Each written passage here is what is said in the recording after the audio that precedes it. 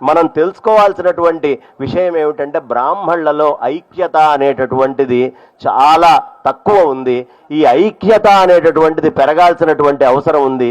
ఐక్యత లేకపోవడానికి కారణం ఏమిటయ్యా అంటే ఇప్పుడు ఈ వేదిక మీద కూర్చున్నటువంటి 10 మందో 9 మందో మేమందరం కూడా ఒకటే అంశాన్ని 10 రకాలుగా చెప్పగలం. 10 రకాలుగా చెప్పగలిగేటటువంటి దగ్గర ఒకటి సమన్వయం చేయడం అనేది చాలా కష్టం. మిగతా వాళ్ళు 10 రకాలుగా చెప్పరు. ఎవడో ఆలోచించి చెప్తాడా బాగుందని 9 మంది వెనకాల వెళ్తారు. కాకపోతే ఆ 10 మందిని కూడా ఒక దాంట్లోకి తెచ్చిపెట్టుకోగలిగి సమాజాన్ని నిలబెట్టగలిగే శక్తి బ్రాహ్మడికి ఉంది. కాబట్టి బ్రాహ్మడి యొక్క ధర్మం ఏమిటంటే పురాన్ని హితంగా ఉంచుతూ అందరినీ సక్రమమైనటువంటి దారిలో ఉంచేట్టుగా చేయాల్సిన పని. బ్రాహ్మడి అంటే బ్రాహ్మడికే పరిమితం కాదు.